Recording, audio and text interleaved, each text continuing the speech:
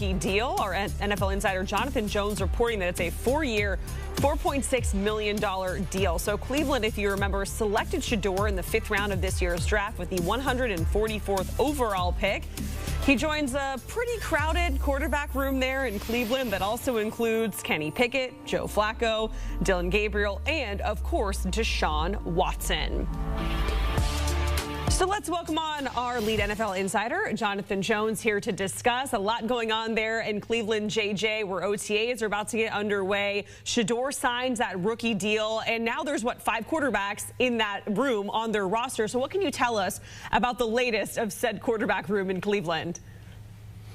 You know, I think we do first have to just address this off the top, that this is probably the first 5th-round rookie that we've come in with a breaking news saying that they signed their slotted rookie deal. But that's who Shedeur Sanders is, right? That is the fantastic personality that he is, and that's what made this draft pick all the more interesting. Of course, also is interesting because he was drafted 2 rounds after the Browns took Dillon Gabriel. Look, we talked about those 5 quarterbacks. Well, let's go ahead and put one off to the side. Deshaun Watson.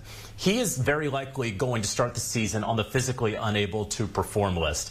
I have my doubts about whether he'll be able to play at all in the 2025 season. And in fact, many people I speak with believe he's probably played his last snap as a member of the Cleveland Browns. So that leaves you with 4 quarterbacks. It's the veteran Joe Flacco. It's Kenny Pickett that the Browns acquired for a 5th-round selection.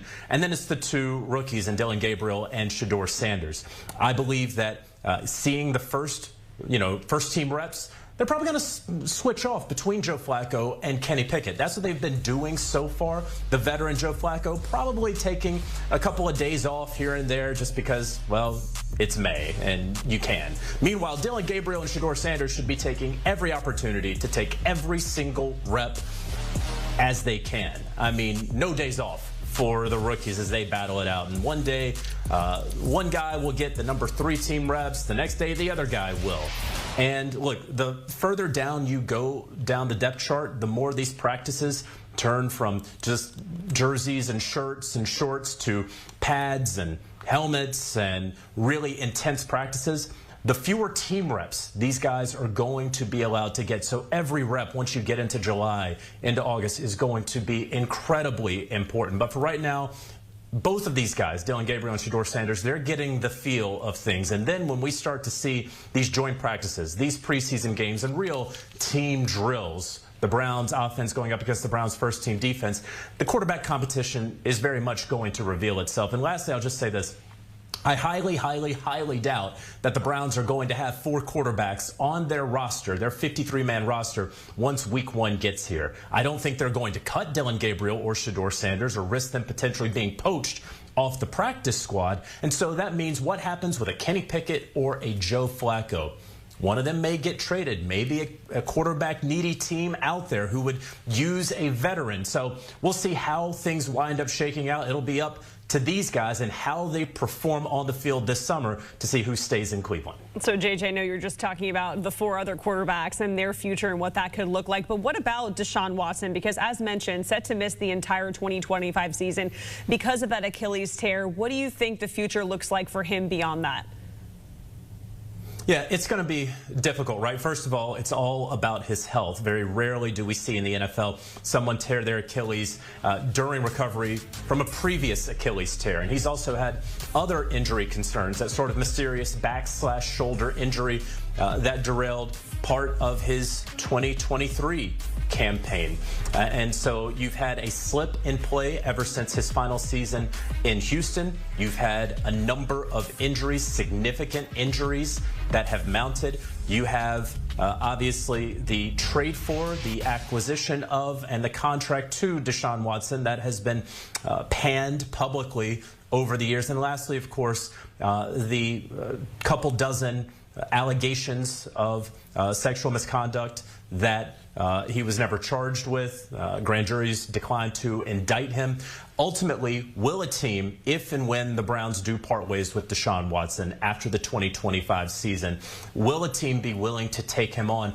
All of those questions will have to be answered by a team, or will we have seen the last of Deshaun Watson in the NFL? Certainly, he is working hard to get himself back into shape. We see the videos that he's been putting out there, but again, so much credit due to General Manager Harry Roseman and that front office there.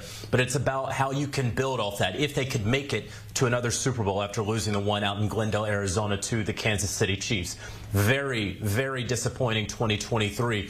And there was a huge black cloud over Nick Sirianni in 2024. Let's not forget, Bill Belichick, he was taking his gap year. There was a lot of talk about who the next head coach of the Philadelphia Eagles could potentially be. And then they go 14-3.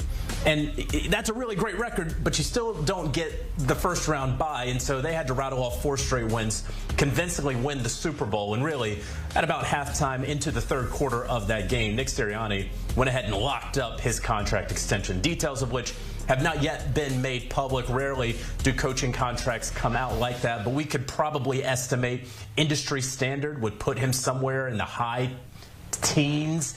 I doubt it gets to 20. Maybe it does, but high teens for someone in 4 years, has gone to 2 Super Bowls, has won 1, and will continue. Of course, the Eagles hope and expect to have that sort of success that they have enjoyed over these last 4 years. Look, he's done a fantastic job, and when you do a job like Nick Sirianni's done, you get poached. From Harry Roseman, those assistants get poached.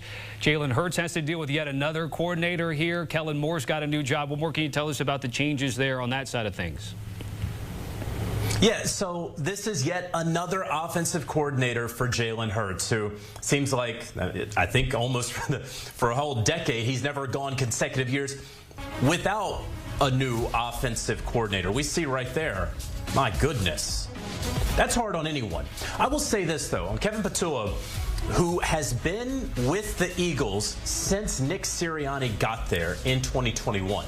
And talking with folks with Philadelphia, they say, yeah, you can flash this graphic, and yes, it is true, he is a different play caller in the ear of Jalen Hurts. Those are facts.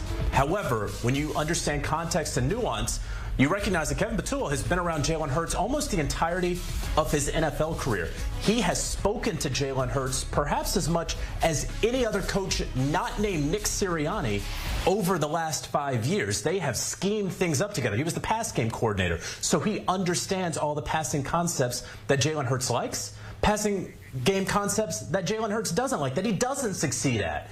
And so all of that is incredibly crucial, along with the fact that they still have Jeff Stoutland, one of the best offensive line coaches in the NFL, who's also the run game coordinator, along with the fact that they have all-pro talent at multiple positions at receiver, along with the fact that they have the best running back in the game in Saquon Barkley, along with the fact that they have one of the highest paid coaches in the NFL, and they are the reigning Super Bowl champs. Not a lot of worry in Philly, Tommy. What's the latest on the tush push this week? Yeah, so the NFL team owners can potentially vote on a proposal that would ultimately ban the tush push. Green Bay's proposal has been on the table since March. It ultimately got tabled.